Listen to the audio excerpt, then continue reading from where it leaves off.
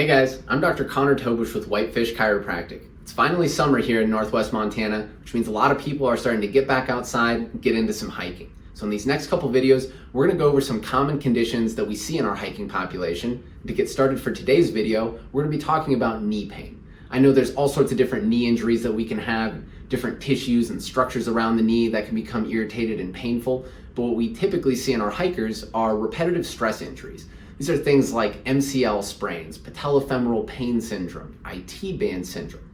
One thing that all of those conditions have in common is that they're the result of the knee being put in a poor position. Over time, this results in tissues around the knee being overstressed until they become irritated and painful. One thing that plays a huge role in the position and stability of our knee are muscles upstream in the hip. Specifically muscles called our hip abductors or abductors. And like I said, these muscles play a big role in putting our knee in a good position. So if they're weak or they have poor timing and coordination in their activation, this will allow the knee to drift into a poor position, putting excessive stress on these structures around the knee until over time they become overstressed, overstrained, and they're irritated and painful. So next up, I'm going to show you some simple tests that you can do at home to assess the strength of your hip abductors. And after that, we'll go over some rehab exercises that you can do to start strengthening up those muscles, putting your knee in a better position so you can get rid of that nagging knee pain.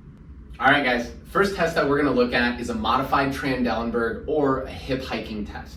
To get set up, you're just going to stand on one leg, then you're going to bring the other knee up to about 90 degrees. Right now, we have good level hips. But next up, we're gonna hike this one up as high as we can. So you're gonna push your foot down into the ground to bring this hip up.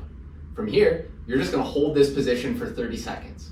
If you cannot do that, or it's really challenging for you to get to that 30-second mark, that's a good indicator that you probably don't have great strength and endurance in those hip abductors.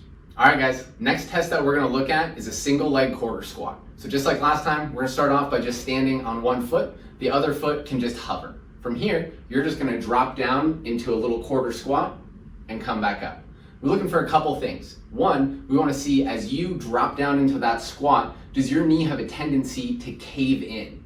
Two, if it does, is that painful? Does it reproduce your symptoms? If it does, it's a pretty good indicator that this is probably happening too much in your activity, and poor knee control is probably the cause of your pain. First exercise that we're going to look at to start strengthening up these hip abductors is going to be a glute side bridge. So we'll have you go on your side, propped up on your forearm. You can have your knees stacked with the hips at about a 45-degree angle. From here, we'll brace the core, keep it tight. Next, you're going to kind of reach and roll until you feel your weight go from under your hip to under your knee. Then you're going to push your knee into whatever you're on to bring your hips up. Then we can make this top leg float. From here, we'll hold this position for 3 to 5 seconds. Then you can let the top leg down, let the hips down, rinse and repeat. I'd shoot for 8 to 10 reps twice a day. For our next exercise, we'll get into a standing position so we can do a banded toe tap. So grab a resistance band, toss it just above your ankles, and from here, you're gonna get planted on one leg in a semi-athletic stance. So a little bend in the hip, bend in the knee. From here, with our other foot, we're just gonna step over, tap, and come back. Then we'll step back and out, tap, and come back. Throughout the exercise, we're gonna make sure that we don't let the knee cave in. Other thing we don't wanna do is transfer or shift your weight. So remember, we just wanna tap and come back. We don't want to actually shift over. So I'd shoot for 10 reps in each direction twice a day.